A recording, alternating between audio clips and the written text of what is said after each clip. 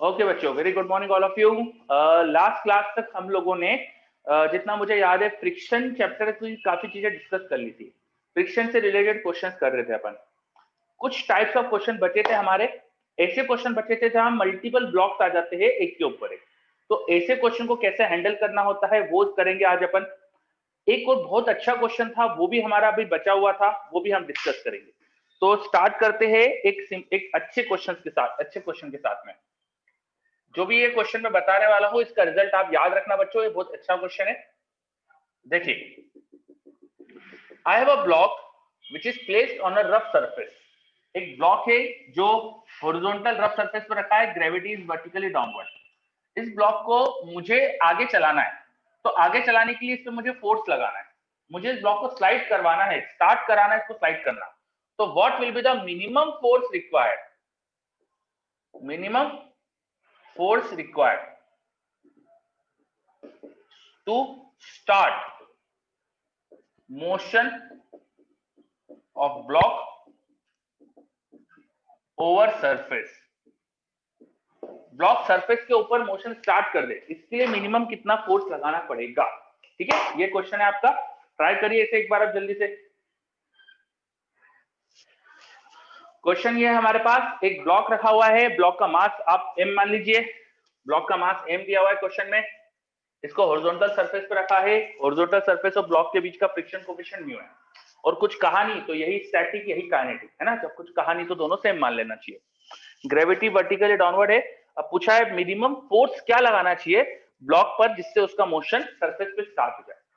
एक बार आप अटेम्प्ट कर लीजिए, जल्दी से अटेम्प्ट करिए आप। कोई डाउट हो कुछ बीच में आप पूछ भी सकते हैं। क्वेश्चन क्लियर है कि नहीं? अच्छा, कुछ बच्चे आज मुझे बता रहे हैं कि न्यू एडमिशन है। बच्चों, हमारा फ्रिक्शन चल रहा है और लास्ट क्लास तक हमने काइनेमेटिक्स पूरा कर लिया है, एरर्स वगैरह ये सब पूरा कर लिया है। उसके अलावा हमने एनएलएम के काफी चीजें कंप्लीट कर ली, एनएलएम पूरा हो गया है और फ्रिक्शन हमारा एंडिंग चल रहा है। तो ये सिलेबस अभी तक हुआ है। ठीक है, आप लोग आज की क्लास तो अटेंड करिए और बाकी आपको ग्रुप में मिल जाएगा और इन्फॉर्मेशन की कैसे क्या आपका आगे कंटिन्यू रखना है आपको। ठीक है, चलिए अभी जो मैंने क्वेश्चन दिया है उसे अटेम्प्ट करिए।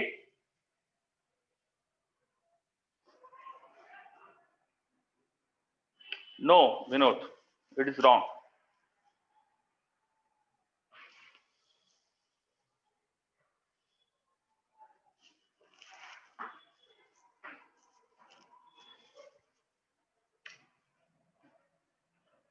क्वेश्चन फिर से बता देता हूँ आपसे। मैंने पूछा है कि मिनिमम फोर्स क्या चाहिए जिससे ब्लॉक आगे मोशन स्टार्ट कर सकता है ओवर द सरफेस। ठीक है, अच्छे से सोच समझ के करना क्वेश्चन।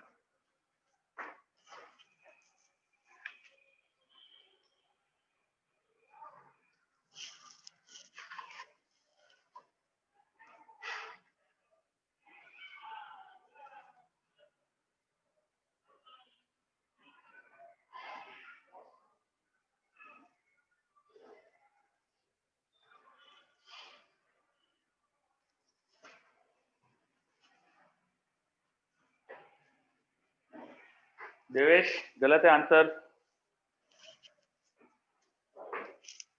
चलिए मैं थोड़ा सा आइडिया देता हूँ, कुछ आपको हिंट देता हूँ। देखो, एक चीज मैंने ये बोली है कि मिनिमम फोर्स क्या चाहिए। मैंने आपको ये नहीं बोला उसकी डायरेक्शन क्या होना चाहिए। तो आप डायरेक्शन चूज करने के लिए भी फ्री हो। आपको मैंने डायरेक्शन के बारे में कुछ कहा नहीं है, तो आप डायरेक्शन चूज करने के लिए भी फ्री हो। मतलब कि आप आपके हिसाब से डायरेक्शन लगा सकते हो। अब दिमाग लगाओ, अब सोचो। वर्षा गलत है, आदित्य गलत है। ये ए में क्या है? ए में कुछ मैंने तो दिया ही नहीं है। यहाँ पर कोई एक्सेलेशन वगैरह दिया ही नहीं है। मैंने अभी क्या समझाया उस पर ध्यान दीजिए। मैंने आपको फोर्स कितना ये पूछा है, फोर्स की डायरेक्शन के बारे में कुछ कमेंट नहीं करा। मतलब आप फोर्स की डायरेक्शन चूज करने के लिए फ्री है, इसका ध्यान रखिए।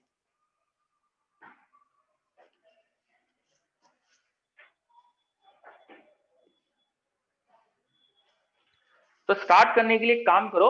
मान लो कि फोर्स एफ चाहिए ब्लॉक का मोशन स्टार्ट कराने के लिए, और डायरेक्शन जब बताई नहीं क्वेश्चन में तो डायरेक्शन कुछ मान लो।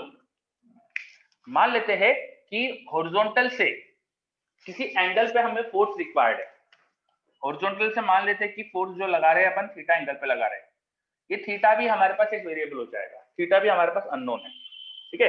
बाकी जो फोर्सेस है वो दिखा देते हैं, ब्लॉक का वेट लग रहा होगा नीचे mg, सरफेस उस पर एक नीचे से नॉर्मल फोर्स लगा रही होगी, कांटेक्ट की वजह से नॉर्मल फोर्स लगता है, और ब्लॉक की टेंडेंसी आगे जाने की होने वाली है, तो इसमें पीछे की तरफ फ्रिक्शन लग रहा होगा। अब अगर हम देखें ब्लॉक का मोशन जो होने वाला है, तो नॉर्मल किसके बराबर होना चाहिए था, नॉर्मल बराबर होना चाहिए था mg। अच्छा, ये f का एक कॉम्पोनेंट ऊपर भी आएगा, minus F sine theta. F का ऊपर की तरफ कॉम्पोनेंट क्या आने वाला है, एफ साइन थीटा। जिधर एंगल होता है उधर कॉम्पोनेंट कॉस में होता है और उसके परपेंडिकुलर साइन में होता है, तो ये नॉर्मल की वैल्यू होना चाहिए। और ब्लॉक चल जाए इसके लिए फ्रिक्शन छोटा होना चाहिए, एफ वाला कॉम्पोनेंट ये बड़ा होना चाहिए, एफ कॉस थीटा बड़ा होना चाहिए फ्रिक्शन से, तभी चलेगा। अच्छा, फ्रिक्शन से बड़ा इसका मतलब फ्रिक्शन की मैक्सिमम वैल्यू से भी बड़ा, to start the motion. Motion होने के लिए ये कंडीशन होना चाहिए, to start motion the component of force in the horizontal direction, जो उसको पुल कर रहा है वो फ्रिक्शन की मैक्सिमम वैल्यू से बड़ा होना चाहिए, तभी तो स्टार्ट होगा मोशन। और जस्ट लिमिटिंग केस में इसके बराबर ले लेंगे, ठीक है। अच्छा, फ्रिक्शन की मैक्सिमम वैल्यू क्या होती है, ये तो हमने पढ़ा है, ये म्यू इनटू एन होती है, एन ऊपर से यहाँ रख सकते हो आप। तो यहाँ से हमारे पास कंडीशन बन जाएगी कि एफ कॉस थीटा बड़ा होना चाहिए फ्रिक्शन की maximum value which is mu into N, और एन को क्या लिख सकता था, M G minus F sine theta.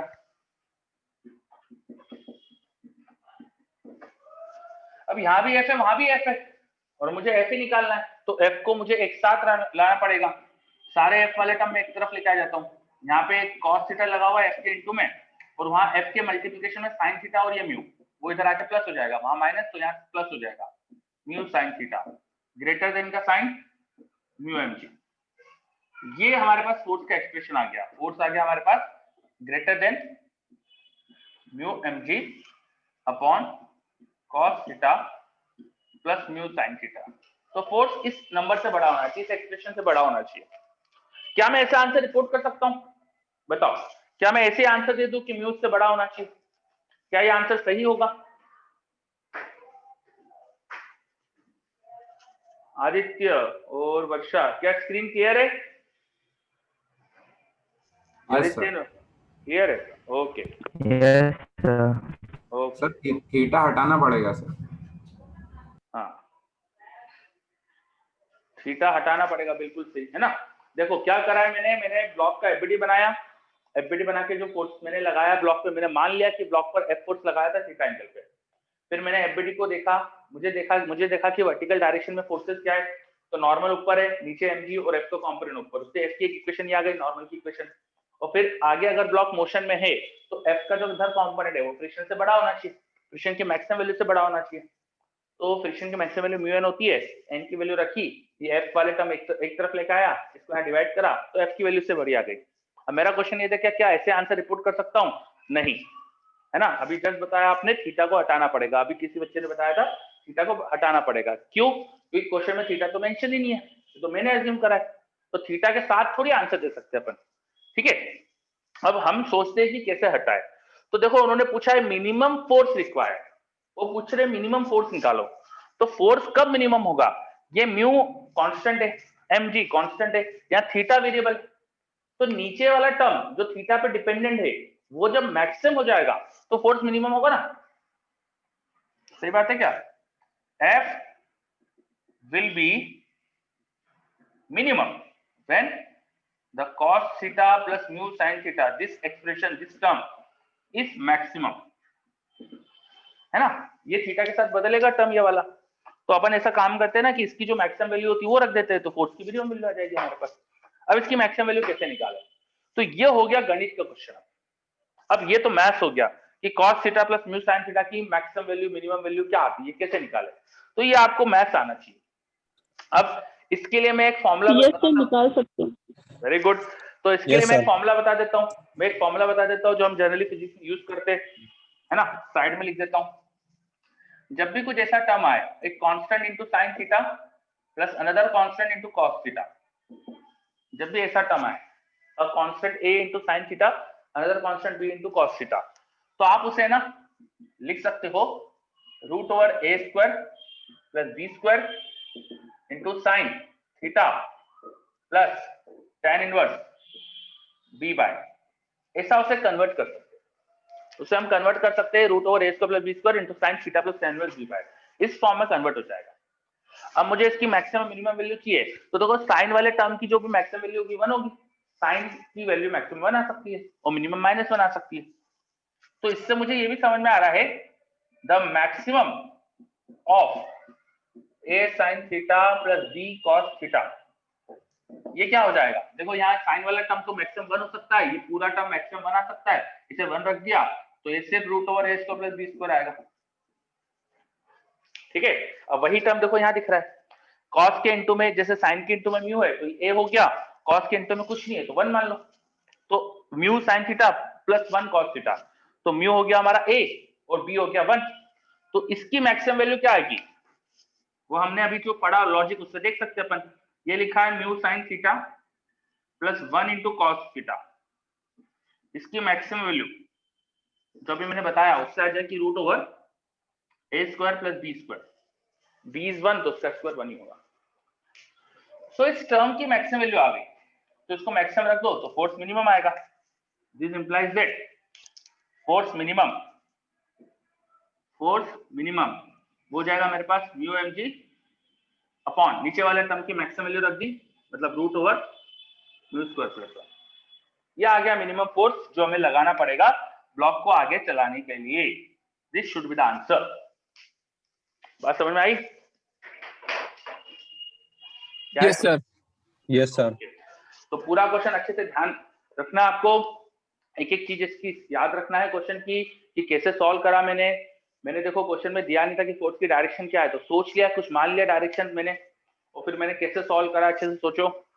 इसमें आपको ये भी सीखने को मिला कि जब अपन को क्वेश्चन में दिया नहीं हो तो क्या क्या चीज अज्यूम कर सकते हैं, फिर एक्सप्रेशन वगैरह निकाल के फिर इससे रिपोर्ट नहीं करना चाहिए क्योंकि यहाँ थीटा आपका वेरिएबल लिया हुआ है, तो इसको फिर मैंने मिनिमाइज करने की कोशिश करी है ना, तो कैसे मिनिमाइज करा उसके लिए फॉर्मूला और पढ़ा अपन ने। हाँ, तो जो भी हम पढ़ रहे हैं वो सब अच्छे से आना चाहिए, अगली बार जब भी जरूरत पड़े तो ये फॉर्मूला आपको याद होना चाहिए। क्लियर? सर अगर एंगल 0 होगा तो मिनिमम म्यू एम जी रहेगा ना? एंगल 0 दिया ही नहीं ना क्वेश्चन में, तो दिया ही नहीं एंगल। अगर 0 एंगल पे पूछते, फोर्स 0 एंगल पे लगाना होता, ऐसा दिया होता क्वेश्चन में, तब म्यू एम जी होता। बिल्कुल सही। Yes sir, thank you sir. Very good. चलिए, तो ये हटा देता हूं मैं, ये क्वेश्चन अच्छे से याद रखना है बच्चों आपको, ठीक है? चलिए सर अगर हम थीटा नहीं लेते तो सर सिंपली अगर स्ट्रेट हॉरिजॉन्टल फोर्स लगाते सर तो क्यों लगाता? पहला रीजन ये बताओ क्यों लगाता? सर हम अपने अकॉर्डिंग मान सकते हैं ना, अगर डायरेक्शन नहीं गिवन है तो क्यों हॉरिजॉन्टल क्यों माना? किस किताब में लिखा है, किस साइंटिस्ट ने बताया है कुछ दिया नहीं तो फोर्स हॉरिजॉन्टल मानना? कहाँ लिखा है सर बताओ? आपको कभी ऐसा पढ़ाया है कि मैंने? नहीं सर, मतलब जैसे आपने किसी एंगल थीटा पे फोर्स लिया वैसे हम किसी भी डायरेक्शन में सर ले सकते थे ना सर।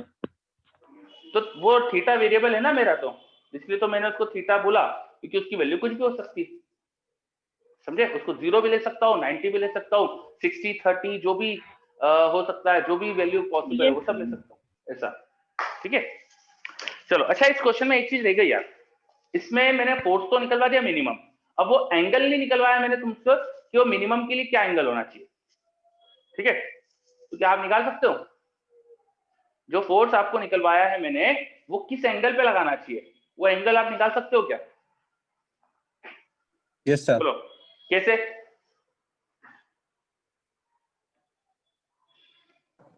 फोर्स मिनिमम के लिए जो कॉस और साइन वाला जो टर्म था वो मैक्सिमम कर रहे थे अपन, और वो मैक्सिमम कब हो रहा था? डिफरेंशिएट करके 0 कर देंगे सर। Very good. एक तरीका डिफरेंशिएट करके 0 करना है, एक तरीका डिफरेंशिएट करके 0 करना है। Very good. एक और तरीका है, आप जो एक्सप्रेशन मैंने बताया था ना, root over A square plus B square into sine theta plus sine inverse B by, अब वो साइन वाला टर्म जब 1 है तभी तो मिनिमम हुआ था फोर्स, और साइन वाला टर्म 1 कब होगा? जब अंदर का पूरा एंगल या तो 90 हो जाए, है ना, तो ना उसको 90 के इक्वल कर देना तो उससे थीटा आ जाएगा। ठीक है, है ना, तो उससे थीटा आ जाएगा, बिल्कुल सही। अब आप कर लेना खुद से, ठीक है। चलिए अब हम स्टार्ट करते एक नई चीज, टू ब्लॉक सिस्टम। बहुत सिंपल चीज है बच्चों ये, टू ब्लॉक सिस्टम बहुत इजी चीज होती है, पर बच्चों को पता नहीं क्यों बहुत तकलीफ लगती है इसमें। इसकी तकलीफ का एक कारण है, बच्चे क्वेश्चन को ना फोर्स, जो फ्रिक्शन का फोर्स है उसका नेचर ध्यान रख के नहीं करते, है ना, उसको अजीब सा करने लग जाते हैं, तो इसलिए उनसे गलत होने लगता है, ठीक है। तो टू ब्लॉक सिस्टम आसान लगेगा अगर आप फ्रिक्शन का नेचर याद रखो। देखिए मैं फिर से रिवाइज करता हूँ, फ्रिक्शन का नेचर क्या है। फ्रिक्शन एक सेल्फ एडजस्टिंग फोर्स है, वो उतना ही लगता है जितना रिलेटिव मोशन रोकने के लिए रिक्वायर्ड होता है। फ्रिक्शन चाहता क्या है, रिलेटिव मोशन रोकना, तो पहले वो कोशिश करता है रिलेटिव मोशन रोकने की, और उसको रोकने के लिए जितना लगना चाहिए उतना ही लगता है, पर उसके लगने की लिमिट होती है। क्या लिमिट होती है, उसको बोलते हैं लिमिटिंग फ्रिक्शन, उसकी वैल्यू होती है म्यूएस इनटू एन। अगर लिमिटिंग से कम फ्रिक्शन रिक्वायर्ड है रिलेटिव मोशन रोकने के लिए, तो फ्रिक्शन रिलेटिव मोशन रोक लेता है, पर रिलेटिव से ज्यादा फ्रिक्शन, सॉरी लिमिटिंग फ्रिक्शन से ज्यादा फ्रिक्शन रिक्वायर्ड है रिलेटिव मोशन रोकने के लिए, तो फ्रिक्शन रिलेटिव मोशन रोक नहीं पाता, तब उसकी वैल्यू काइनेटिक फ्रिक्शन के बराबर होती है, म्यू के इनटू एन के बराबर होती है। बस ये अगर याद रहे तो सारे क्वेश्चन यहाँ बहुत आसान हो जाएंगे। चलो तो कुछ सिंपल क्वेश्चन से स्टार्ट करते हैं। प्लीज रिपीट कर दीजिए सर, नेटवर्क चला गया था सर। चलिए मैंने जो भी अभी बोला वो बस रिवाइज करा रहा था मैं, फ्रिक्शन की जो बेसिक प्रॉपर्टी है वही सब। तो फ्रिक्शन सेल्फ एडजस्टिंग फोर्स होता है, वो अपने आप को एडजस्ट कर लेता है। अगर जो रिलेटिव मोशन हो रहा है उसको रोकने के लिए फ्रिक्शन जो चाहिए वो लिमिटिंग से कम हो, तो फ्रिक्शन लिमिटिंग से कम ही लगता है। अगर लिमिटिंग से ज्यादा फ्रिक्शन चाहिए रोकने के लिए रिलेटिव मोशन, तो फ्रिक्शन रोक नहीं पाता रिलेटिव मोशन, तब रिलेटिव मोशन हो जाएगा और फ्रिक्शन की वैल्यू म्यू के इनटू एन मतलब काइनेटिक फ्रिक्शन हो जाती है। बस ये ध्यान रखना है। अपन स्टार्ट करते हैं, बहुत ही सिंपल क्वेश्चन से पहला स्टार्ट कराता हूं मैं। एक सिंगल ब्लॉक है, सिंगल सरफेस पे रखा है, ब्लॉक का मास मैंने दे दिया 2 kg, ग्रेविटी नीचे आप 10 ले सकते हो, ठीक है। यहाँ फ्रिक्शन कोएफिशिएंट मैंने दे दिया 0.5 और आगे मैंने फोर्स लगा दिया 5 न्यूटन का। बताओ ब्लॉक एक्सेलरेट करेगा कि नहीं करेगा, और करेगा तो क्या एक्सेलरेशन होगा और फ्रिक्शन कितना लगेगा। करो, एक्सेलरेशन पूछा है ब्लॉक का और फ्रिक्शन कितना लग रहा है उस पर, बताओ जल्दी से, जल्दी।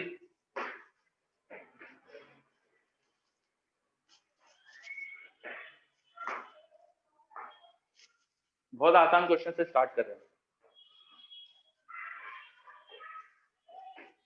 नवदीप बिल्कुल सही,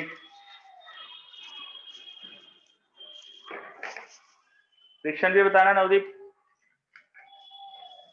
बिल्कुल सही। विनोद, अभिनव सही है।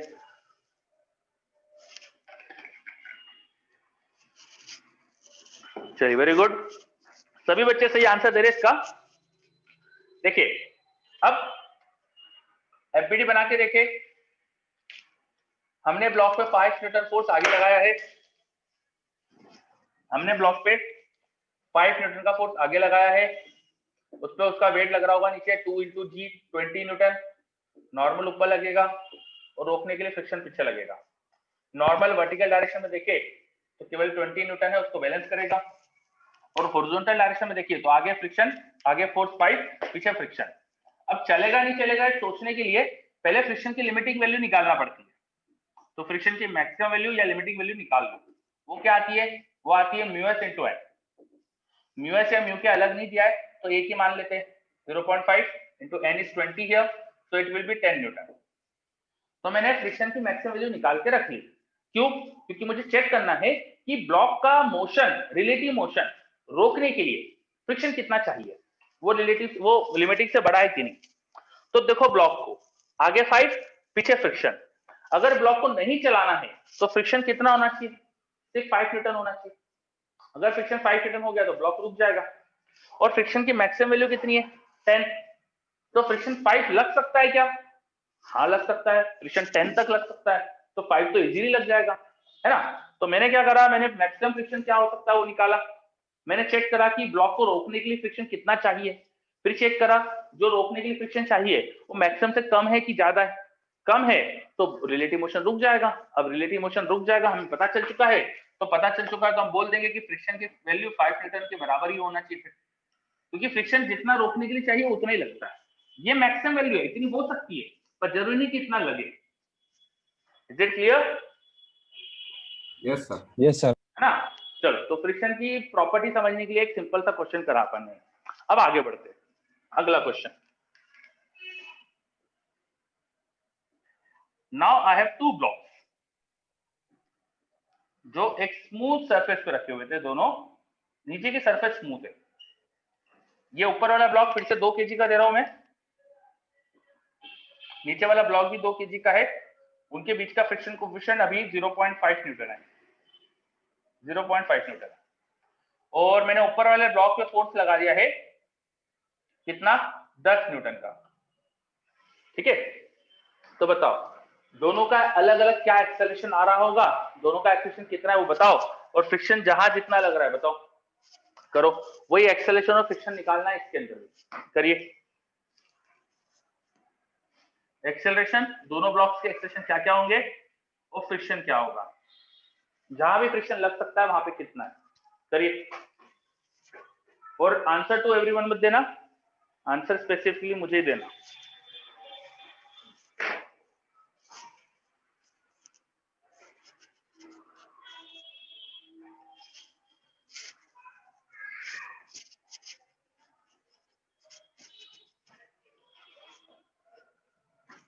करिए अटेम्प्ट।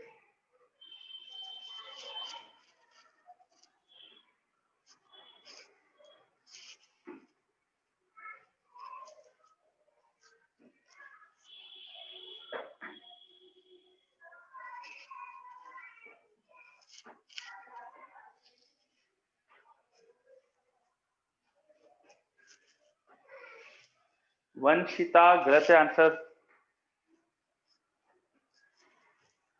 सोचो अच्छे से कैसे करना है। अभी जस्ट प्रीवियस क्वेश्चन में सीखा अपन ने कैसे करना चाहिए इस तरह के क्वेश्चन।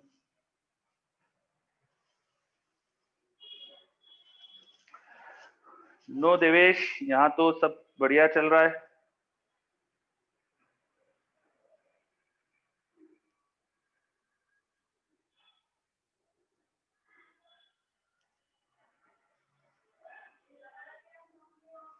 सुमित गलत है, अभिनव ठीक है, बिल्कुल सही। वर्षा गलत है, वर्षा आंसर टू एवरीवन नहीं देना था।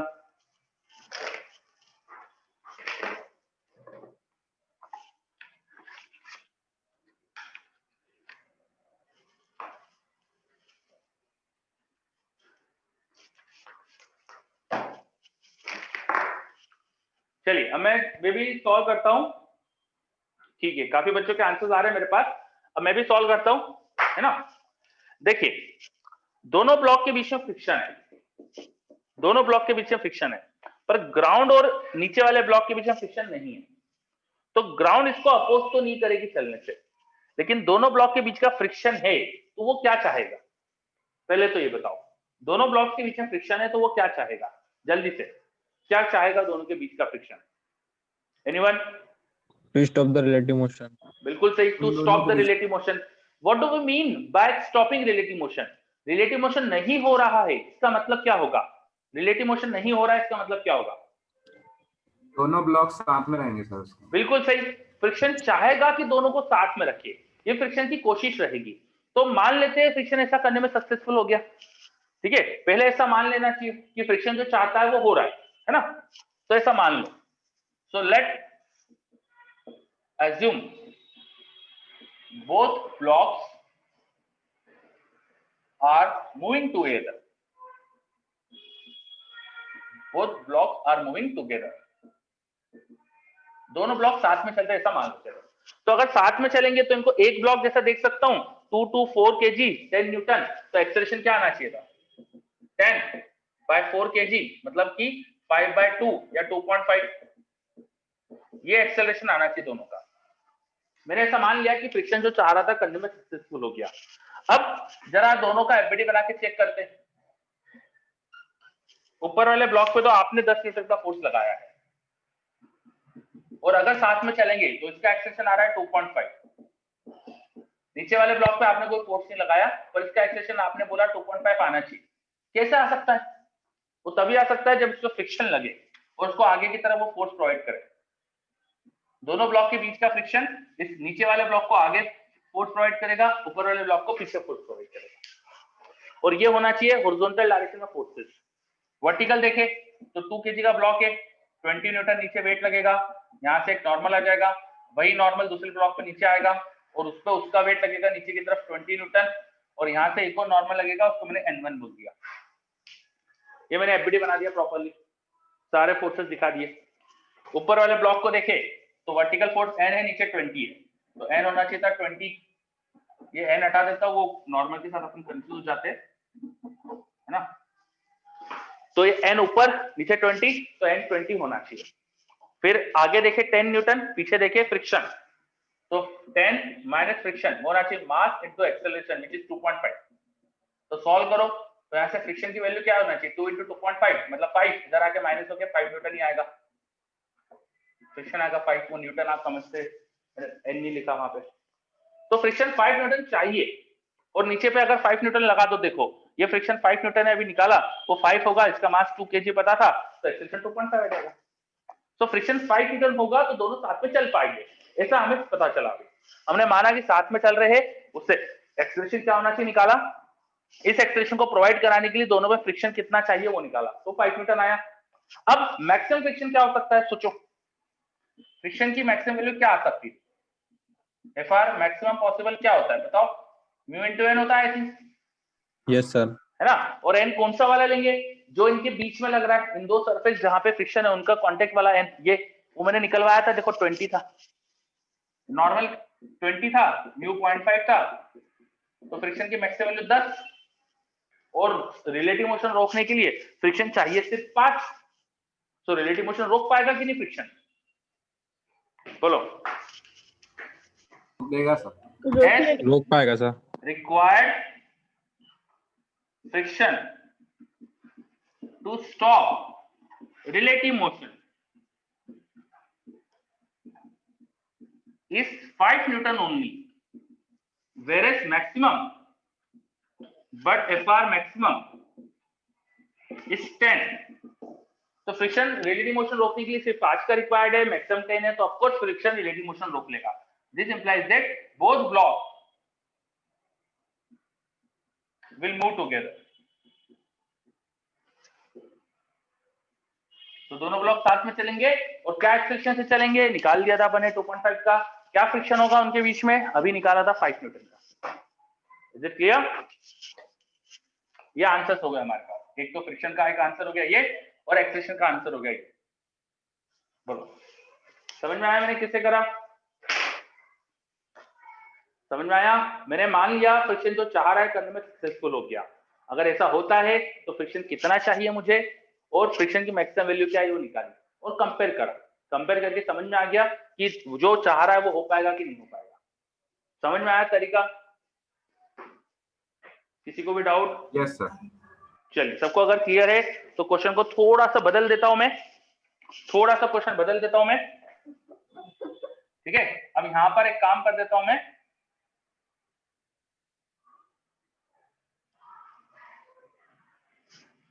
यहां जो फोर्स लगा रहा हूं अब की बार मैंने लगा दिया 50 न्यूटन का।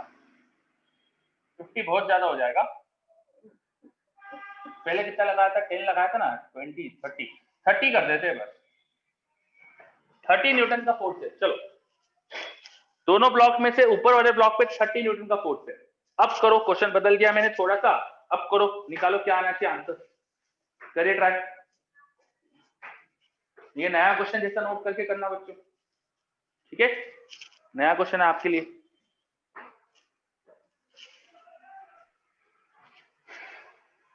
करिए जल्दी से।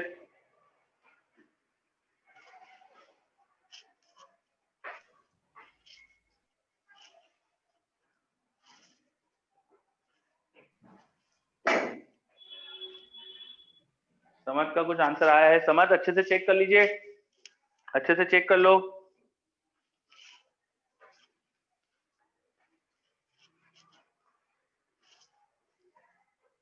गलत है समझ।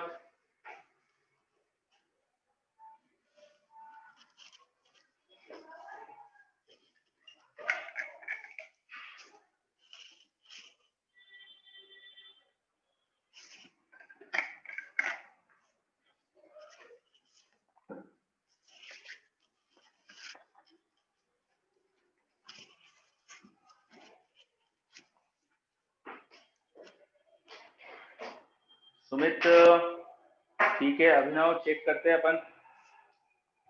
काफी आंसर्स आ रहे हैं मेरे पास, बिल्कुल सही नवदीप, आपका आंसर सही है। चलिए तो ट्राई करते हैं, सॉल्व करते हैं। कोई कहानी करेंगे फिर से। फ्रिक्शन दोनों के बीच का, चाहेगा दोनों को साथ में रखना, मान लेंगे साथ में चल रहे, मान लिया मैंने साथ में चल रहे। अभी रेड बॉर्डर हटा देता हूं, ये आंसर नहीं है मेरा, अभी मैंने मान लिया कि दोनों साथ में चल रहे हैं। अगर साथ में चलेंगे तो एक्सेलरेशन क्या होना चाहिए वो निकालते हैं। तो अब की बार फोर्स हो गया था 30 का, तो 30/4 मतलब 7.5 का एक्सेलरेशन आएगा, है ना। 7.5 मीटर पर सेकंड स्क्वायर का एक्सेलरेशन आएगा, इतना आना चाहिए। और ये अगर एक्सेलरेशन है तो बस यहाँ पर ये 2.5 को 7.5 दिखा दूंगा, यहाँ भी 7.5 दिखाऊंगा, तो यहाँ एक्सेलरेशन 7.5 हो जाएगा। 2 × 7.5 मतलब 15।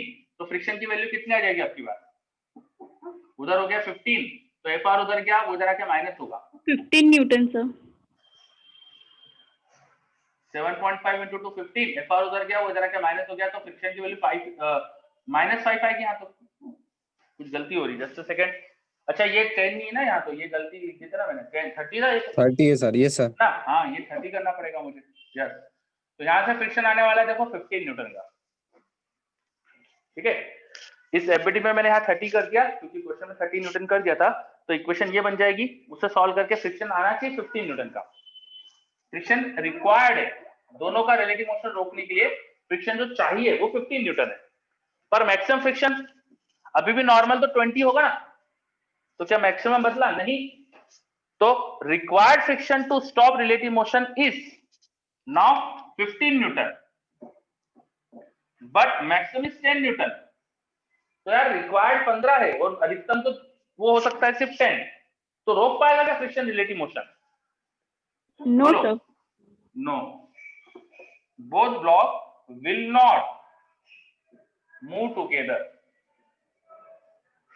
क्योंकि फ्रिक्शन अब उनको रोक नहीं पाएगा साथ में चलने से, साथ में नहीं चला पाएगा, दोनों अब अलग अलग चलेंगे। अब अगर अलग अलग चलते हैं तो ये जो माना हुआ था सब गलत हो गया, फिर हमने जो माना था कि एक्सप्रेशन इतना है तो गलत हो गया फिर। तो अब ये मत आंसर दे देना, है ना, और ना ही ये फ्रिक्शन का आंसर होगा। अब हमको समझ में आ गया कि एक्सेलरेशन दोनों के अलग है, तो मान लो अलग है, और अब अलग समझ में आ गया एक्सेलरेशन है, रिलेटिव मोशन है, ये समझ में आ गया, तो फ्रिक्शन अपनी काइनेटिक वैल्यू पे लगा देना। पर यहाँ म्यू तो काइनेटिक वाला दिया ही नहीं है, तो इसी को काइनेटिक फ्रिक्शन का कोएफिशिएंट भी मान लेना।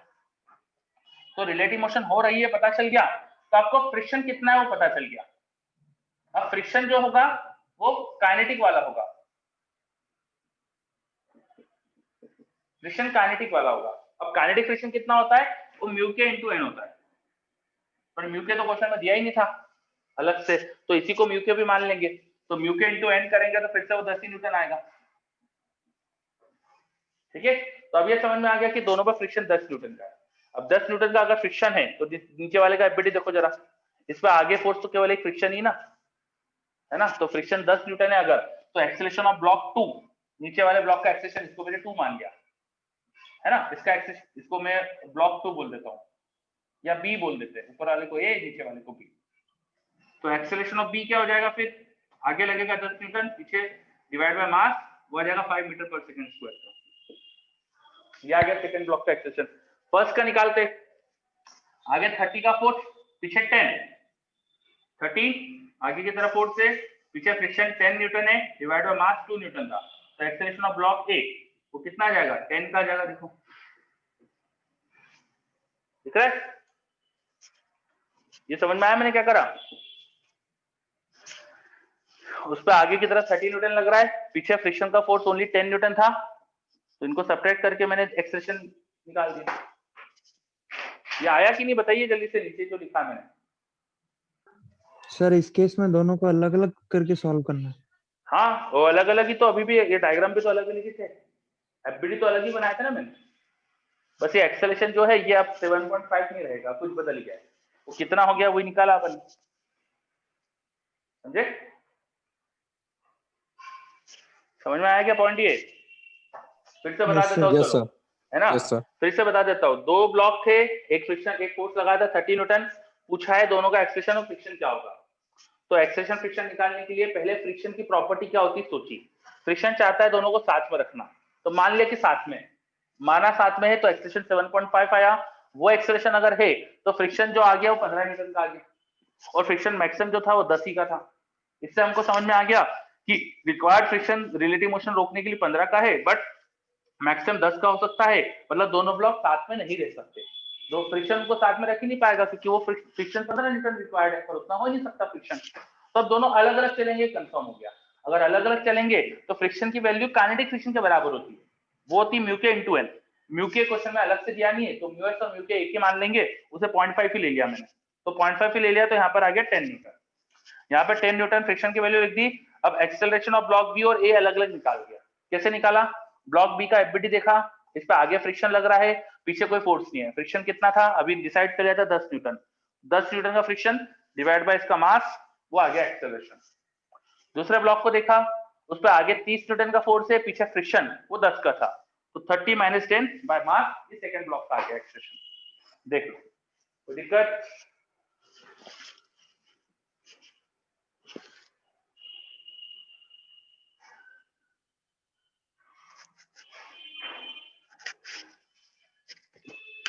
अच्छे से देख लीजिए।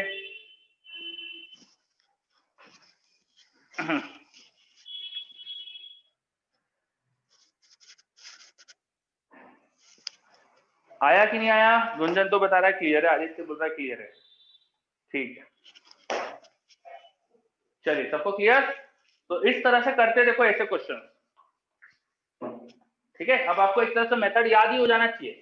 पहले मान लो कि फ्रिक्शन दोनों को साथ में रख रहा है, साथ में रख रहा है तो फ्रिक्शन क्या होना चाहिए वो निकालो, उसकी मैक्सिमम वैल्यू निकालो, और देखो इनका रिलेशन क्या है। अगर जो रिक्वायर्ड फ्रिक्शन है मैक्सिमम से कम है तो साथ में चलेंगे, और रिक्वायर्ड मैक्सिमम से ज्यादा है तो फिर अलग अलग चलेंगे, और ऐसे एक्सप्रेशन निकालना पड़ता है। ठीक है, चलो अब अगला क्वेश्चन देता हूं, आप खुद करिएगा। नेक्स्ट क्वेश्चन देता हूं आपको।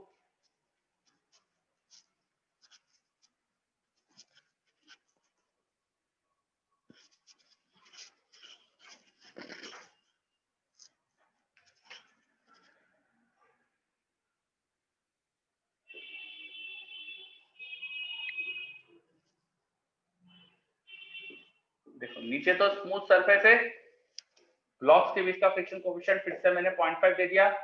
इस ब्लॉक का मास अब की बार मैंने 3 केजी दे दिया, नीचे वाले ब्लॉक का मास 2 केजी दे दिया। यहाँ पर एक आगे फोर्स लगाया मैंने 10 न्यूटन का, और नीचे वाले ब्लॉक में मैंने पीछे की तरफ फोर्स लगा दिया 5 न्यूटन का। ठीक है, चलिए ये मैंने फोर्सेस लगा दिए दोनों ब्लॉक को। अब फिर से वही बताना है, acceleration of both block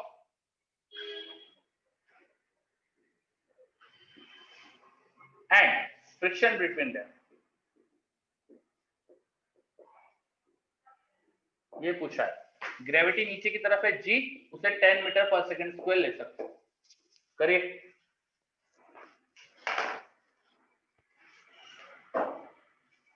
try to solve this question.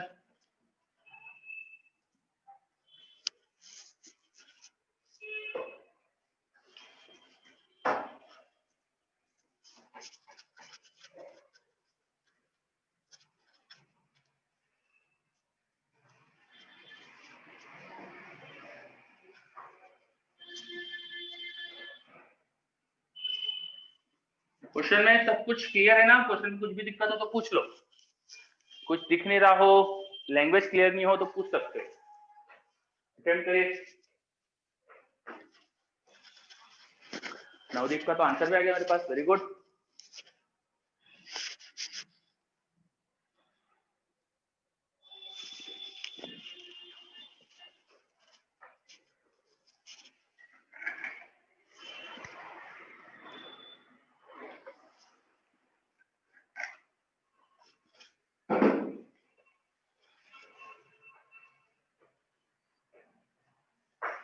Navdeep check कर लेना, लेकिन आंसर सही है गलत ये नहीं बता रहा अभी मैं।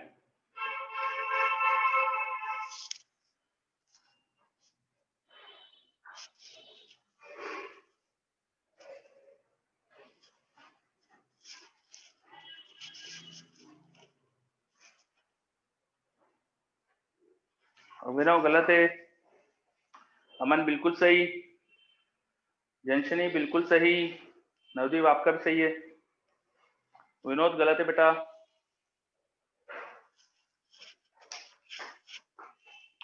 करने का तरीका फिर से वही रहेगा बच्चों। पहले मान लो कि both blocks are moving together.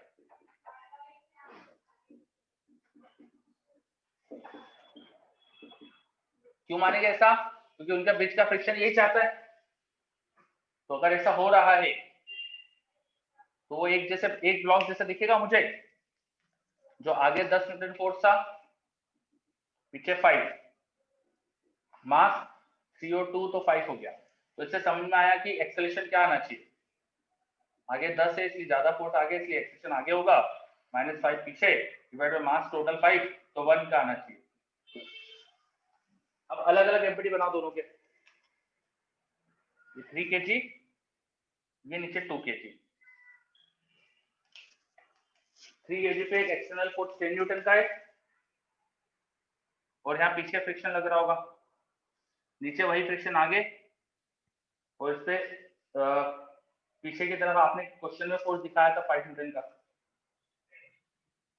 मैंने फ्रिक्शन की डायरेक्शन ऐसे कैसे डिसाइड कर ली? मैंने कैसे डिसाइड कर लिया 3 kg पे फ्रिक्शन पीछे और 2 kg पे आगे? क्योंकि अगर 3 kg अकेले को देखे तो इसका एक्सेलरेशन 10/3 आएगा। 10/3 मतलब एक से बड़ा ही है, और अभी यहाँ कंबाइन चलने के लिए एक का ही एक्सेलरेशन चाहिए, मतलब इसको फोर्स कम मिलना चाहिए। कम मिलने के लिए इसका फ्रिक्शन पीछे और नीचे वाले पे आगे, ऐसा सिस्टम होना चाहिए बस। अब एक्सेलरेशन अगर 1 है तो फ्रिक्शन क्या होना चाहिए? अगर 3 kg का एक्सेलरेशन 1 है तो आगे फोर्स 10, पीछे फ्रिक्शन, वो होना चाहिए mass into acceleration which is 1। Newton second law से इक्वेशन लिखी, Newton second law of motion से मैंने इक्वेशन लिखी, ठीक है। न्यूटन सेकंड लॉ से इक्वेशन लिखी तो ये होना चाहिए 3 × 1 3, फ्रिक्शन उधर गया तो 10 माइनस फ्रिक्शन दैट इज 3, 7। तो फ्रिक्शन आना चाहिए 7 न्यूटन का, और मैक्सिमम फ्रिक्शन इनके बीच का निकाल लो, मैक्सिमम फ्रिक्शन निकाल लीजिए।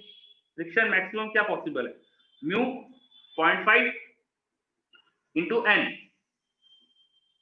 इनके बीच का एन क्या होगा? यहाँ 3 kg पे नीचे लगेगा उसका वेट 30 का, उसको बैलेंस करने के लिए यहाँ से एन 30 होना चाहिए, तो नॉर्मल 30 पुट कर दो यहाँ पे, तो फ्रिक्शन आ गया मैक्सिमम 15 न्यूटन, और रोकने के लिए सिर्फ 7 न्यूटन चाहिए, तो दोनों ब्लॉक आसानी से साथ में चलेंगे फिर। हेंस यही आंसर हो गया, दोनों block will move together with acceleration of 1 metre per second square and friction between them will be 7। आया क्या समझ में? सर ये फ्रिक्शन का डायरेक्शन वाला बताइए एक और फ्रिक्शन का डायरेक्शन फिर से देख लो। जब मैंने साथ में चल रहे ऐसा माना है तो 3 kg और 1 kg, 3 kg 2 kg दोनों का आया 1 का एक्सेलरेशन, मतलब ये 3 kg का एक्सेलरेशन 1 है इस तरफ, और उसका फोर्स क्या था? 10 था, तो 10 के फोर्स से तो एक्सेलरेशन 10/3 मतलब 3 पॉइंट समथिंग आता, और ये 1 ही है, मतलब इसका फोर्स नेट में कम है, तो इसलिए इसका फ्रिक्शन पीछे लगा दिया मैंने, और नीचे वाले पे वही फ्रिक्शन आगे लगा दिया। या दूसरे तरीके से भी सोच सकते हो कि अगर फ्रिक्शन नहीं होता तो क्या होता? 3 kg आगे जाता, 2 kg उधर जाता, और दोनों में रिलेटिव मोशन हो रहा है, 3 kg आगे जा रहा है और रिलेटिवली 2 kg पीछे जा रहा है, फ्रिक्शन रिलेटिव मोशन के अपोजिट लगता है। 3 kg आगे जा रहा है इसलिए फ्रिक्शन उसके पीछे, और 2 kg पीछे जा रहा है इसलिए फ्रिक्शन उसके आगे, रिलेटिव मोशन के अपोजिट लगा दिया फ्रिक्शन। आया? Yes sir. ओके बच्चों, समझ लीजिए, सब क्वेश्चन को देख लीजिए, किसी को कुछ भी समझते है इस क्वेश्चन में, कोई भी डाउट बताइए।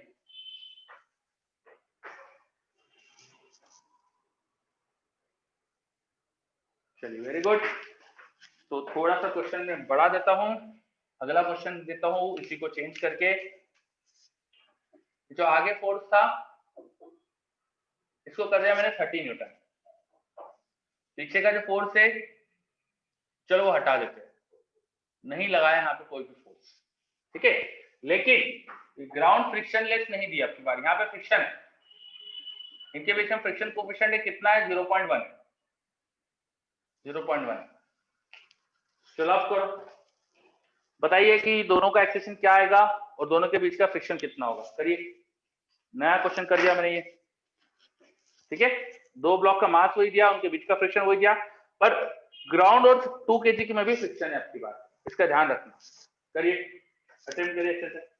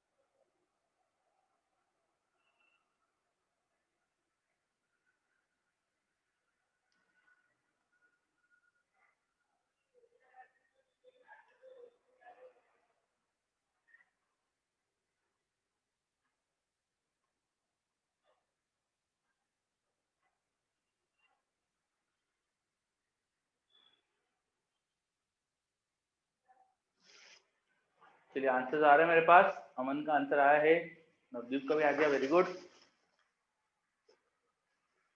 विकास का भी कुछ आंसर है।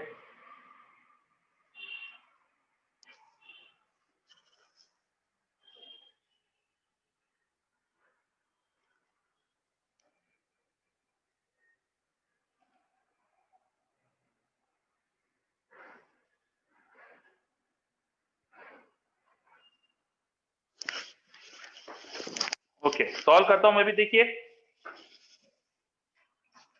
फिर से कहानी में वही सब चीजें, बोथ आर मूविंग टुगेदर मान लिया है ना। थोड़ा सा एफबीडी बदल जाएगा, इसलिए मैं हटा देता हूँ, ये अच्छे से बना देंगे फिर से।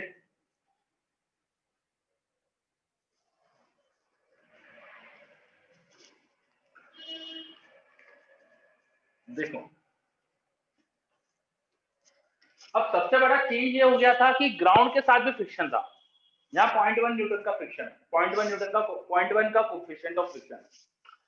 तो यहाँ फ्रिक्शन मैक्सिमम कितना होगा और यहाँ कितना होगा वो पहले अलग से निकाल के लिख लेते हैं अपन, ठीक है। उसके लिए मुझे इन दोनों के एफबीडी तो देखना ही पड़ेंगे। मैं दोनों के अकेले अकेले एफबीडी बना देता हूँ यहाँ नीचे, ठीक है। ऊपर वाले ब्लॉक पे 30 न्यूटन का फोर्स था, दिखा देते। उसका वेट 3 kg है, तो 30 न्यूटन होगा नीचे की तरफ। यहाँ से एक नॉर्मल आ रहा होगा, इसको n बोल देते। नीचे वाले ब्लॉक का वेट 20 न्यूटन होगा, है ना, क्योंकि उसका वेट 2 kg है। जो नॉर्मल इनके बीच में था वो यहाँ पर भी लगेगा, 30 और ये n बराबर होंगे। ऊपर नीचे मूव नहीं कर रहा है ये 3 kg का ब्लॉक। तो नीचे वाले ब्लॉक पर देखो 20 और 30, टोटल 50 लग रहा है नीचे, इसलिए ग्राउंड से 50 न्यूटन का नॉर्मल आएगा, जिसको एन डैश बोल दिया मैंने 50 न्यूटन। ग्राउंड से 50 न्यूटन का नॉर्मल आएगा, जिसको एन डैश बोल दिया 50 न्यूटन। तो ये वर्टिकल फोर्सेस दिखा रही है। हॉरिजॉन्टल तो केवल 3 kg पे 30 दिखाया है और कोई है ही नहीं यहाँ, है ना। अब इन दोनों के बीच में टेंडेंसी ऑफ रिलेटिव मोशन कैसी है, इसके रिस्पेक्ट में बी और ए नाम दे देते हैं इनको। बी जो 2 kg का था और ए जो 3 kg का था। अगर आप ध्यान से देखें, या 30 का फोर्स आगे है, उसका मास 3 kg, तो 10 का एक्सेलेरेशन आने की टेंडेंसी है, और इसका कोई एक्सेलेरेशन की टेंडेंसी नहीं, क्योंकि हॉरिजॉन्टल फोर्स ही नहीं है। तो ये आगे जाने की कोशिश करेगा, इसलिए इस पर फ्रिक्शन दिखाएंगे पीछे। मैं फ्रिक्शन अब अलग कलर से दिखा देता हूँ। फ्रिक्शन इससे पीछे दिखाया मैंने, Fr1, और वही Fr1 क्योंकि वो एक्शन रिएक्शन पेयर फोर्स होता है, वो नीचे वाले ब्लॉक पर भी लगेगा। जो बी ने ए पर फ्रिक्शन पीछे लगाया, तो ए बी पर वही फ्रिक्शन आगे भी लगाएगा, because friction is an action reaction pair force.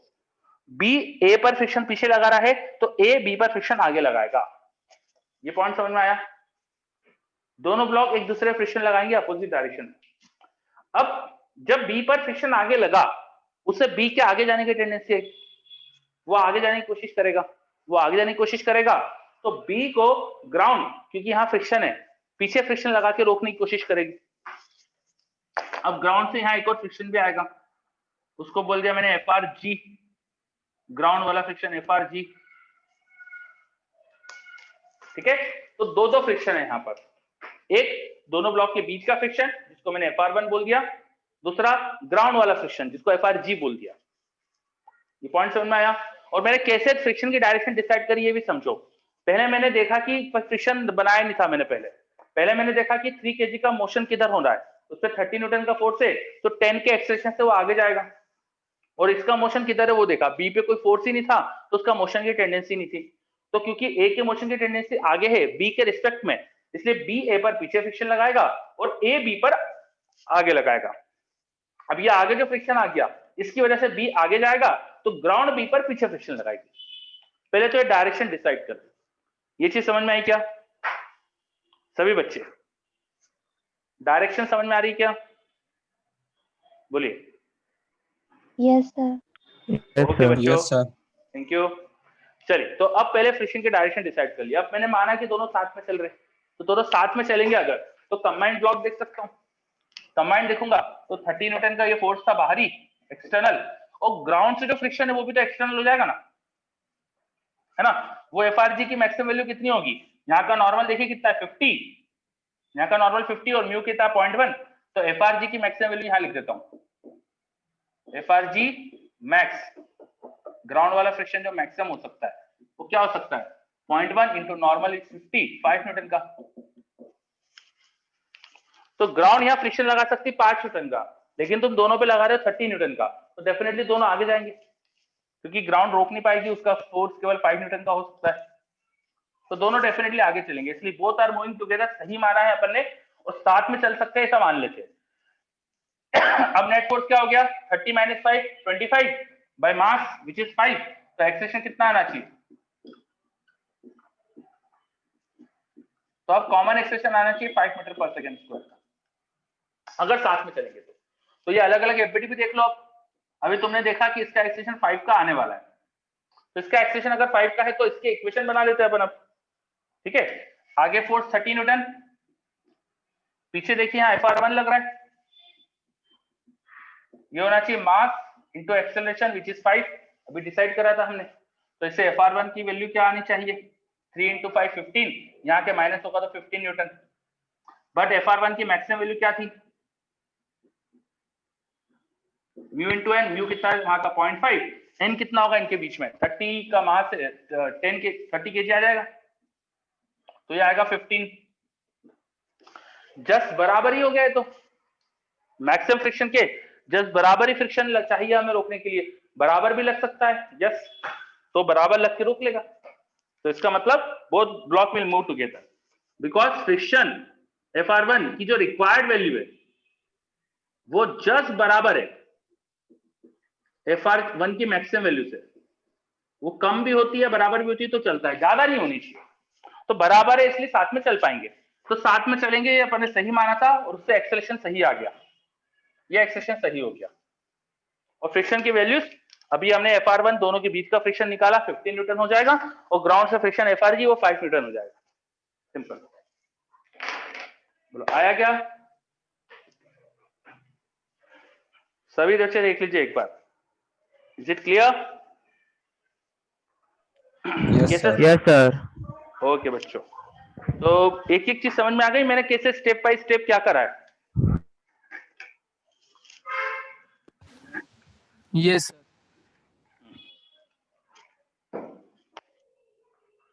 चलो थोड़ा सा चेंज कर दो फिर क्वेश्चन में।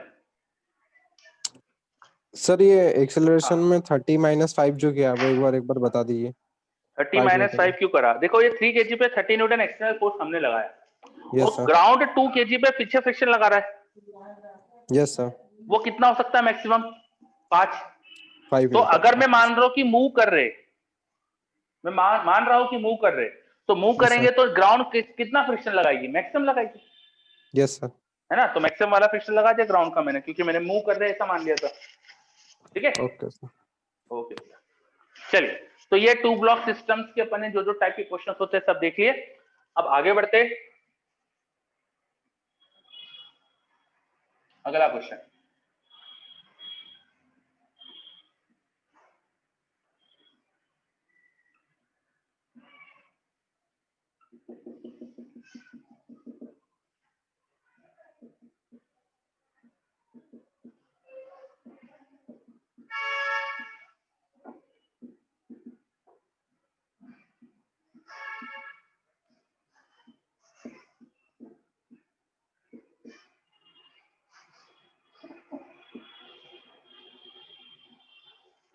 देखिए 3 ब्लॉक एक के ऊपर एक रखे, सबसे ऊपर 2 kg, उसके नीचे 3 kg, उसके नीचे 5 kg।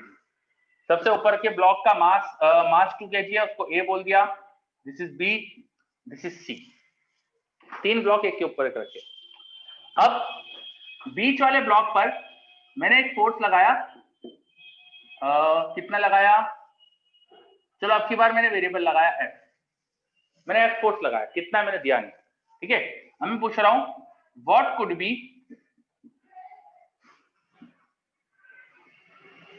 maximum F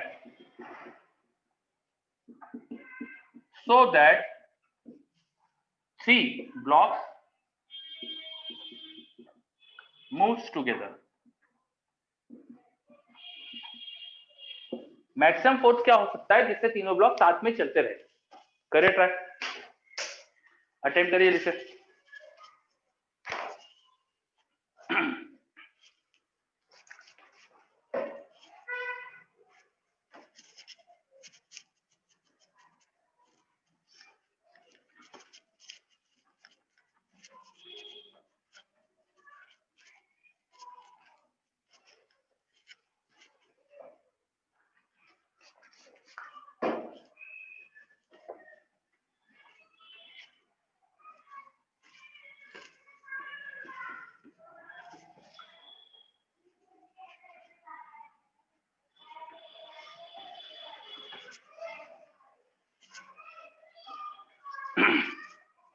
maximum force क्या लगा सकता हूं जिससे तीनों ब्लॉक साथ में ही चलते रहे? करिए attempt.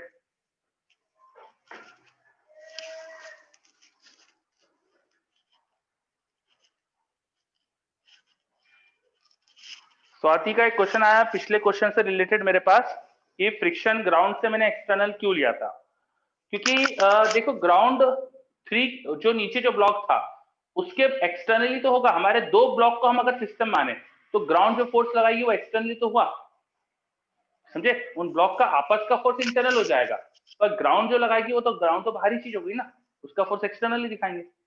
Yes, very good Swati, करिए अटेम्प्ट इस क्वेश्चन को जल्दी से।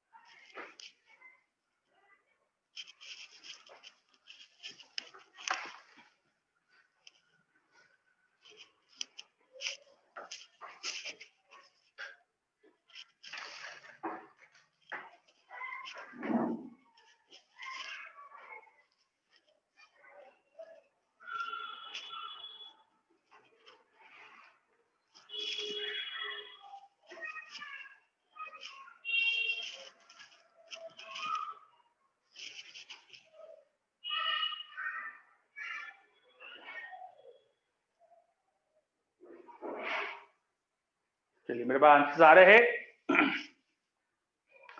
अभिनव का कुछ आंसर आया है, नवदीप का भी आया है, चेक करते हैं अभिनव और नवदीप, अपन चेक करते हैं अभी। क्वेश्चन ये था कि F क्या हो सकता है मैक्सिमम जिससे तीनों साथ में चलते रहे, है ना। What could be the maximum F so that 3 blocks moves together. तो ये नहीं बोला कि कौन कहां पे स्लिपिंग चलेगी, है ना, तीनों साथ में चलना चाहिए। तो ऐसा नहीं कहा कि कौन से 2 अब साथ में नहीं चलेंगे, कौन सा ब्लॉक अकेले अलग चलने लग जाएगा, मतलब कि तीनों बस साथ में चलना चाहिए। कहीं भी स्लिपिंग हो जाएगी तो अपन फोर्स की वो लिमिट बता देंगे बस, कि कहीं भी स्लिपिंग ना हो, ऐसी कंडीशन अपन को बताना है। तो क्वेश्चन में कहा ही है कि तीनों साथ में चलना चाहिए, तो स्टार्ट ही हमें ये मान के करना चाहिए कि तीनों साथ चल रहे हैं। लेट 3 आर मूविंग टुगेदर, तीनों साथ में चल रहे ऐसा मान लिया। अगर साथ में चलेंगे, ग्राउंड तो जो फ्रिक्शन लगाएगी वो तो है ही नहीं क्योंकि स्मूथ सरफेस, तो तीनों साथ में चलाएंगे तो मास कितना हो जाएगा 10 kg। फोर्स F, तीनों साथ में चल रहे तो फोर्स F और मास कंबाइनली हो गया 2, 3, 5 मिला के 10 kg। तो एक्सेलरेशन जो आना चाहिए वो आना चाहिए F/2 + 3 + 5 मतलब F/10। अब अकेला अकेला एफबीडी बना लो, है ना, सिंगल सिंगल एफबीडी बनाते जाओ आप।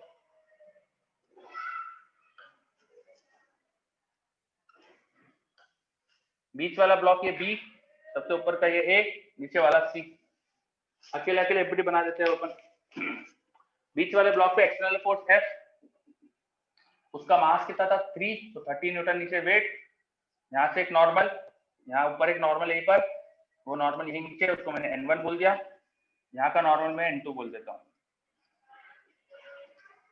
ए पर उसका वेट लगेगा नीचे कितना 20, तो नॉर्मल N1 होना चाहिए था 20। अगर N1 20 है तो 20 + 30, तो N2 होना चाहिए 30। ठीक है, ये फ्रिक्शन, ये नॉर्मल किसने बता दिया।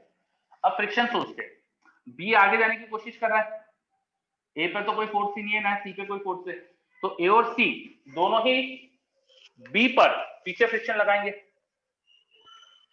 यहाँ वाला बोल दिया FR1, यहाँ वाला बोल दिया FR2, वही FR2 सी पर आगे लगेगा, वही FR2 FR1 ए पर आगे लगेगा। कैसे डिसाइड करा मैंने फ्रिक्शन? मैंने देखा कि फ्रिक्शन नहीं था तो क्या हो रहा था, फ्रिक्शन नहीं था तो बी पर फोर्स है, वो आगे जाने की कोशिश करेगा, और सी और ए पर तो कोई फोर्स ही नहीं था, तो मैंने देखा फ्रिक्शन नहीं है। होगा। हाँ बोला फिर से। N250 ये सर होगा ना? N250 N250 होगा ना?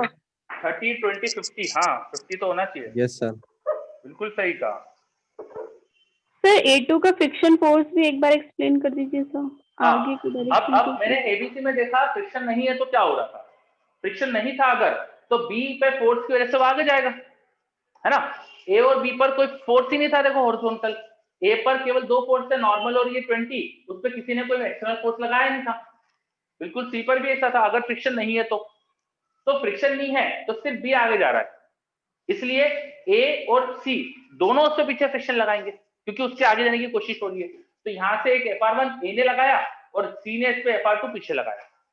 अब एक्शन रिएक्शन पेयर फोर्स होता है, तो ए बी पर FR1 पीछे लगाएगा, तो बी ए पर FR1 आगे लगाएगा। बिल्कुल वैसे सी बी पर पीछे फोर्स लगा रहा है, तो B will apply force on C in forward direction, उसको मैंने FR2 बोल दिया। तो ये नाम दे दिए। अब जरा अपन इनकी वैल्यूज क्या होना चाहिए देख लेते हैं। अब देखो ए पर तो FR1 ही अकेला और तीनों साथ में चल रहे समान था, तो एक्सेलरेशन तीनों का क्या था F/10, तो FR1 होना चाहिए मास विच इज 2 इंटू एक्सेलरेशन, ये FR1 होना चाहिए। ऐसे सी को देखो तो FR1 होना चाहिए, इसका मास कितना था 5 kg इंटू एक्सेलरेशन F/10, ये होना चाहिए। अब इनकी मैक्सिमम वैल्यू क्या हो सकती है वो देख लेते हैं। तो FR1 की मैक्सिमम वैल्यू क्या हो सकती है, म्यू इनटू एन, म्यू कितना दिया उनके बीच का 5, एन यहाँ पे निकाला था 20, तो ये आना चाहिए 10। FR2 मैक्सिमम क्या हो सकता है निकालते, म्यू इनके बीच का कितना दिया था आपको क्वेश्चन में, देखो 0.1, और यहाँ इनके बीच का नॉर्मल अभी देखा 50, तो ये आ गया 5। अब अगर ये साथ में चलेंगे तो फ्रिक्शन अपनी मैक्सिमम वैल्यू से कम होना चाहिए, मतलब ये कम होना चाहिए था, या एक्सप्रेस बराबर हो सकता है 10 से, और ये कम होना चाहिए, एक्सप्रेस बराबर हो सकता है 5 से।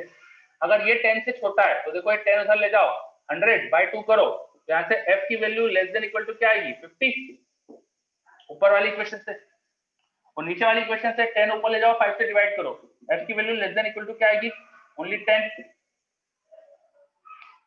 अगर ए और बी को साथ में चलाना है तो फोर्स 50 से कम होना चाहिए, बी सी को साथ में चलाना है तो फोर्स 10 से कम होना चाहिए। छोटी लिमिट क्या है 10, जैसे 10 से बड़ा फोर्स हो जाएगा इन दोनों में रिलेटिव मोशन हो जाएगा, क्योंकि यहाँ पे फोर्स की वैल्यू 10 से कम होनी चाहिए, तो फोर्स की वैल्यू 10 न्यूटन से कम होनी चाहिए अगर साथ में रखना है तो ये अपना आंसर दे देंगे अपन, ये नहीं देंगे क्योंकि अगर 50 कर दिया तो यहाँ तो रिलेटिव मोशन चालू हो जाएगा, यहाँ भी रिलेटिव मोशन नहीं कराना है मुझको, इसलिए फोर्स को सिर्फ 10 से कम रखूंगा। तो my answer should B this, F should be less than equal to 10 so that the three blocks are moving together. बोलिए, आ रहा है समझ में? No sir, I didn't get the last condition sir. क्यों? क्या करा है मैंने बताओ? FR2 की वैल्यू ये थी, उसकी मैक्सिमम वैल्यू ये थी, वो अपने मैक्सिमम वैल्यू से कम होना चाहिए, वो अपनी मैक्सिमम वैल्यू से अगर कम है तो उसकी वैल्यू 10 से कम होना चाहिए। FR1 की वैल्यू ये थी, उसकी मैक्सिमम वैल्यू 10 है, तो अगर ये 10 से कम है तो F की वैल्यू 50 से कम होना चाहिए। समझ में आ रहा है? ये समझ में आया कि नहीं? Yes sir. F 50 से कम और 10 से कम, ये दो कंडीशन आ गई। तो रिपोर्ट क्या करेंगे भाई? F अगर 10 से बढ़ गया तो यहाँ रिलेटिव मोशन चालू हो जाएगा, है ना? हमें तो तीनों को साथ में रखना है, तो फोर्स कितना रखे? 10 से कम ही रखेंगे। बोलो, तो ये 10 से कम में यहाँ रिलेटिव मोशन तो होगा नहीं, नीचे भी नहीं होगा। Yes sir. है ना? तो final answer, my final answer should be कि force external F should be less than equal to 10 so that the three blocks are moving together. आया समझ में? Yes sir. सभी बच्चे देख लीजिए। आदित्य का मैसेज क्लियर है, अमन का यस, दिवेश का yes. Sorry, just a second.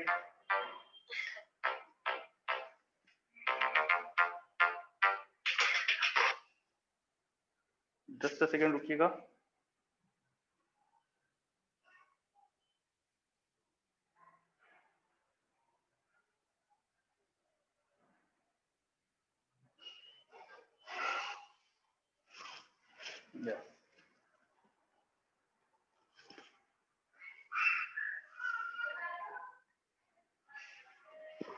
Okay, अब दिखाई दे रहा है बोर्ड वगैरह?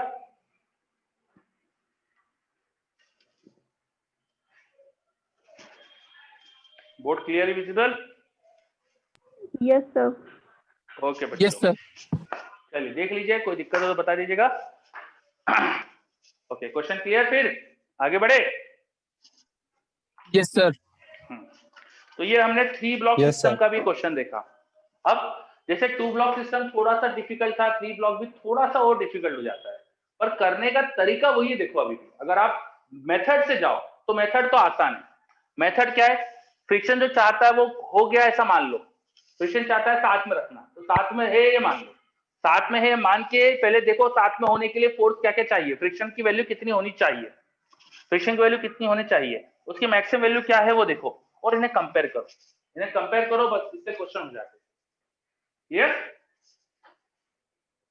चलिए, तो ये 2 ब्लॉक 3 ब्लॉक सिस्टम के जो क्वेश्चंस होते हैं वो करे अपन ने आज।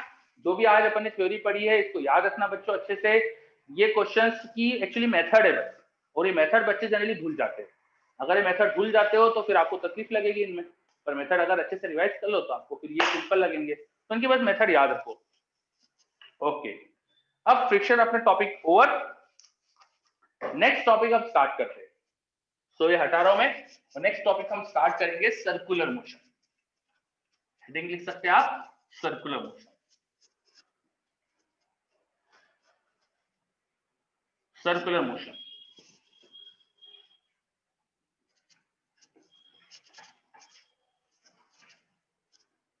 चलिए नेक्स्ट चीज हम स्टार्ट करने वाले हैं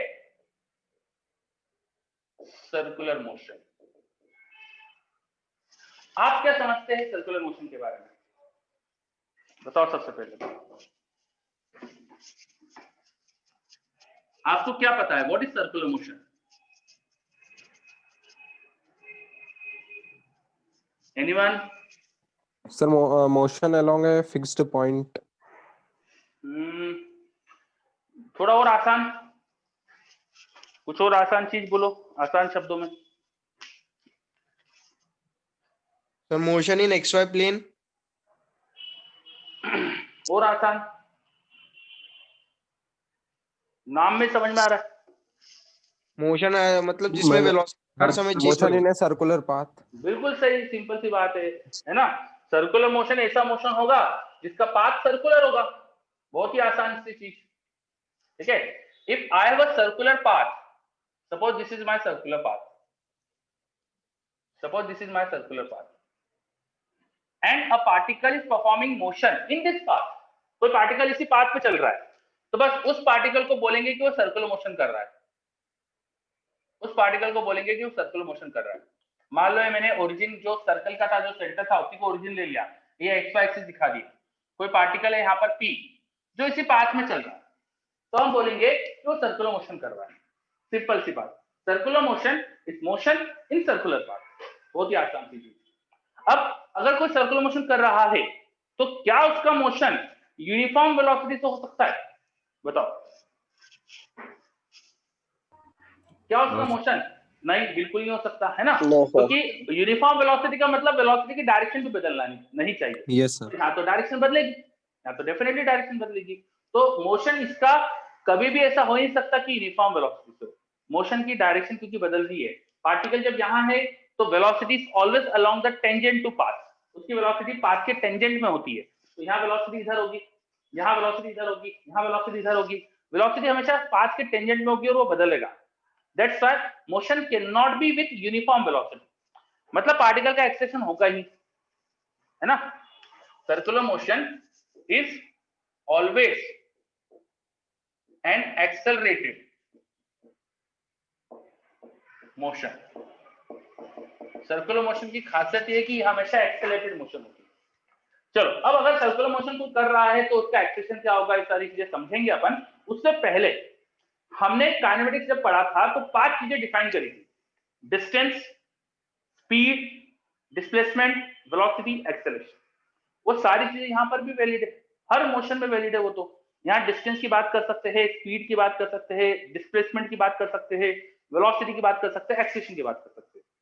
लेकिन क्योंकि ये जो मोशन है वो सिर्फ सर्कुलर पाथ में कन्फाइंड है, तो यहाँ कुछ खास चीजें और अपन डिफाइन कर सकते हैं। यहाँ कुछ नई चीजें हम और डिफाइन करेंगे। हम डिफाइन करेंगे अब यहाँ एंगुलर पोजीशन, एंगुलर पोजीशन, हम डिफाइन करेंगे एंगुलर वेलोसिटी, एंगुलर वेलोसिटी, हम डिफाइन करेंगे एंगुलर एक्सेलरेशन,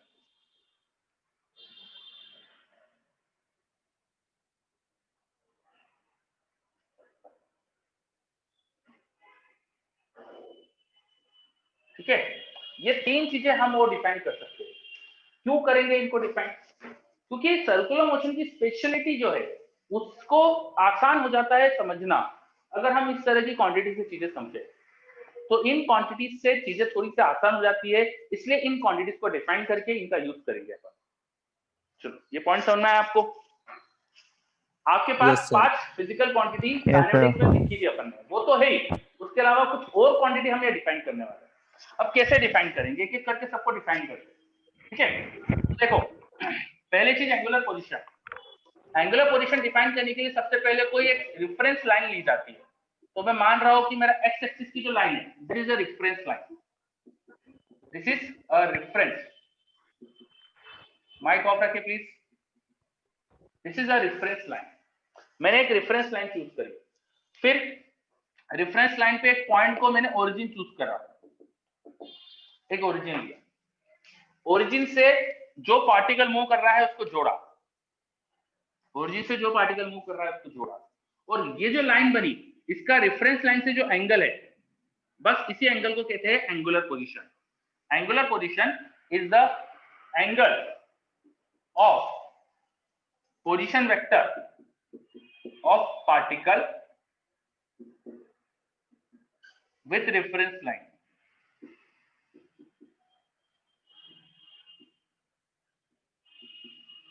क्या होती है एंगुलर पोजीशन?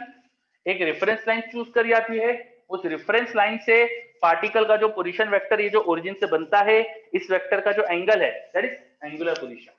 तो एंगुलर पोजीशन एक नया हमने वेरिएबल डिफाइन करा। क्या ये समझ में आया आपको?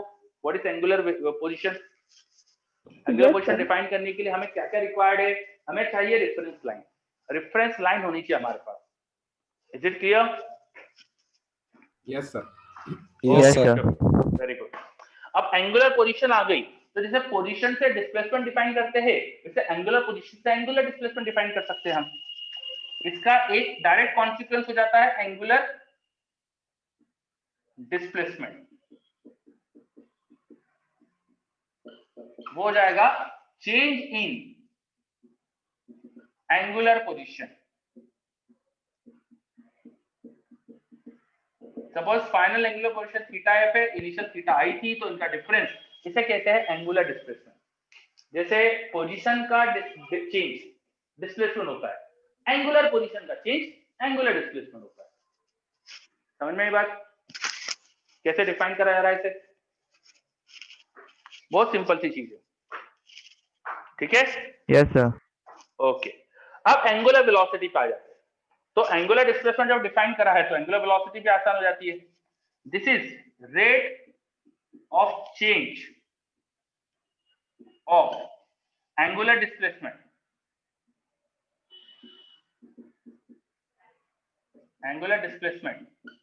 With respect to time. Angular position का रेट ऑफ चेंज या एंगुलर डिस्प्लेसमेंट का रेट ऑफ चेंज, बस इसी को कहा जाता है angular velocity, d theta by d. इसी को बोला जाता है एंगुलर वेलोसिटी। नॉर्मली हम इसे ओमेगा लेटर से रिप्रेजेंट करते हैं। Rate of change of angular displacement with respect to time. ये जो एंगुलर डिस्प्लेसमेंट था ना, इसका रेट ऑफ चेंज क्या है? एंगुलर डिस्प्लेसमेंट भी एक एंगल ही होगा, तो वो जो भी एंगल था, मान लो थीटा एंगल था या अल्फा, जो भी तुम्हें इच्छा हो बोलने की, उस जो भी वो एंगल है उसका टाइम के साथ बदलाव कैसे हो रहा है, कैसे चेंज हो रहा है, उसको बोला जाता है एंगुलर वेलोसिटी। पॉइंट समझ में आया? What is angular velocity? Yes sir. है ना? सर। और इसे भी वेलोसिटी के जैसे एवरेज भी डिफाइन करा जा सकता है, इसका भी एवरेज भी डिफाइन कर सकते हैं। एवरेज एंगुलर वेलोसिटी वो डिफाइन किया जाता है भाई एंगल में कितना चेंज हुआ है, final theta minus initial theta upon time का change, T final minus T initial. जैसे वहां पे final position minus initial position मतलब डिस्प्लेसमेंट बाय टाइम लेते थे, वैसे यहाँ एंगुलर डिस्प्लेसमेंट बाय टाइम लेते हैं एंगुलर वेलोसिटी डिफाइन करने के लिए। पर ये एवरेज है। असली एंगुलर वेलोसिटी डिफाइंड होती है इंस्टेंटेनियस। अगर कुछ कहा नहीं है एंगुलर वेलोसिटी के साथ में, तो आपको मानना है कि वो इंस्टेंटेनियस होती है, उसे डिफाइन करते हैं D theta by D T से। ठीक है, तो मैंने डिफाइन करा व्हाट इज एंगुलर वेलोसिटी। अब जैसे वेलोसिटी से एक्सप्रेशन आया था, वैसे एंगुलर वेलोसिटी से एंगुलर एक्सप्रेशन आता है। ये हो जाता है rate of change of angular velocity with respect to time, मतलब डी ओमेगा बाई डी।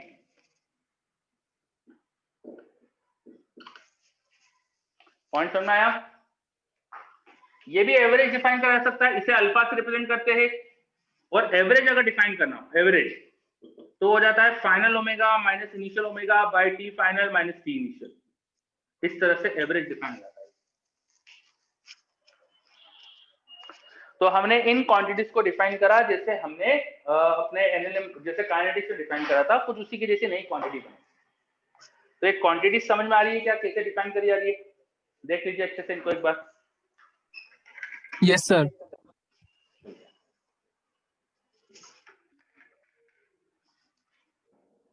अब ये जो क्वांटिटीज मैंने डिफाइन करी, इनको सर्कुलर मोशन में अगर यूज करते हैं तो मोशन थोड़ा सा आसान हो जाता है समझने के लिए, क्योंकि यहाँ पर एक चीज तो फिक्स होती है पार्टिकल की कि उसका जो ओरिजिन से डिस्टेंस है वो फिक्स होता है। अगर वो मोशन कर रहा है तो वो मोशन जब करता है सर्कुलर पाथ में, तो केवल एंगुलर पोजीशन चेंज होती है। एंगुलर पोजीशन का ही मेनली यहाँ चेंज होता है। इसीलिए सर्कुलर मोशन समझने के लिए हमने इस तरह की क्वांटिटीज को डिफाइन करा। इससे सर्कुलर मोशन थोड़ा आसानी से समझा जा सकता है। चलिए, इनकी रिक्वायरमेंट क्यों है ये समझ में आया? बिकॉज जब पार्टिकल सर्कुलर मोशन करता है तो उसका केवल एंगल चेंज होता है। In circular motion angular position changes, in circular motion in CM मतलब circular motion angular position changes. उसकी खासियत है मोशन की कि एंगुलर पोजीशन बदलती है, पर जो उसके पोजीशन वेक्टर का मैग्नीट्यूड होता है ये बदल नहीं रहा, केवल उसका एंगल बदलता है। ये बहुत बड़ी खासियत है सर्कुलर मोशन की। इसलिए हमने कुछ इस तरह की क्वांटिटीज डिफाइन करी है। सारी क्वांटिटी समझ में आई कि क्या डिफाइन करी? Yes sir. Yes sir. Okay, अब आप अगर ध्यान से देखें तो इनकी डेफिनेशन बिल्कुल वैसी है जैसे काइनेटिक्स में थी। जैसे काइनेटिक्स में वेलोसिटी होता था ds by dt, वैसे यहाँ ओमेगा। जैसे काइनेमेटिक्स में होता था एक्सेलरेशन dv by dt, वैसे अल्फा। तो इक्वेशन बिल्कुल सेम दिख रही है, तो सेम काइंड ऑफ बाकी इक्वेशन भी आ जाएगी। पूरा काइनेटिक्स में जो चीजें चलती थी वो यहाँ पर भी चलेगी। जैसे अगर काइनेमेटिक्स में एक्सेलरेशन कांस्टेंट हो तो आप लिख देते थे v equal to u plus at, right? बिल्कुल ऐसे ही यहां पर भी कर सकते हैं। इफ अल्फा इज कांस्टेंट तो omega final equal to omega initial plus alpha into t, वही इक्वेशन बन जाएगी। सेम तरीका इसको डिराइव करने का, इक्वेशन ही वही है तो तरीका भी सेम ही रहेगा, है ना? वहां पे इक्वेशन आती थी s is equal to ut plus half t square. s मतलब एंगुलर, वहां पे डिस्प्लेसमेंट होता था तो यहाँ एंगुलर डिस्प्लेसमेंट बोल देंगे उसे, थीटा डिस्प्लेसमेंट वाला angular displacement is equal to initial omega into time plus half angular acceleration into t square. ये इक्वेशन आ जाएगी मेरे पास सेकंड। वहां पे इक्वेशन होती थी v square equal to u square plus 2s, v को यहाँ अपन ओमेगा बोलते हैं, omega final square initial omega का square plus 2 angular acceleration into angular displacement. तो आप देख रहे हो इक्वेशंस क्योंकि एक जैसी है, these equations are exactly identical with the equations of kinematics, तो सेम काइंड ऑफ चीजें यहाँ पर भी बनी थी, इनमें भी वैसे ही रिलेशंस आ जाएंगे। ये पॉइंट आ रहा है समझ में? is this point clear? Yes, sir. Yes, sir. Okay बच्चों, चलिए तो अभी अपन ने आज अभी अपना ऑफिशियल टाइम तो हो चुका है कंप्लीट, इसलिए अपन यहीं रुकते हैं। मैंने सर्कुलर मोशन को जस्ट अभी डिफाइन करा कि व्हाट इज सर्कुलर मोशन, और मैंने कुछ क्वांटिटीज डिफाइन करी। इन क्वांटिटीज को यूज करके सर्कुलर मोशन समझना आसान होता है, इसलिए इन क्वांटिटी को डिफाइन करा गया और इनमें रिलेशन जो होगा वो बिल्कुल काइनेटिक्स जैसा हो जाएगा। इन पे क्वेश्चंस नहीं करे अपन ने, तो इन पे क्वेश्चंस वगैरह करेंगे अपन और इनको और अच्छे से समझेंगे। क्वेश्चंस करेंगे तो इनका मीनिंग और अच्छे से समझ में आएगा। फिर सर्कुलर मोशन हो रहा है तो उसको क्लासिफाई करेंगे यूजिंग दिस क्वांटिटीज। इनको यूज करके सर्कुलर मोशन को क्लासिफाई करेंगे, मतलब टाइप ऑफ सर्कुलर मोशन क्या क्या हो सकते हैं, ऐसे क्लासिफाई करेंगे। और फिर सर्कुलर मोशन हमेशा एक्सेलरेटेड मोशन होती है, इस पॉइंट की क्या इंपॉर्टेंस है ये समझेंगे। तो ये सब नेक्स्ट क्लास में करेंगे अपन। नेक्स्ट क्लास में सर्कुलर मोशन कोशिश करेंगे कि पूरा फिनिश कर ले, इतना छोटा ही टॉपिक है, हो भी जाएगा। चलिए नेक्स्ट क्लास में मिलते हैं फिर अपन। हाँ बोलिए सर। हाँ सर ये टॉपिक से अलग एक चीज है कि जो आप रिकॉर्डिंग डालते हो लास्ट में, हाँ सर वो एक्टिव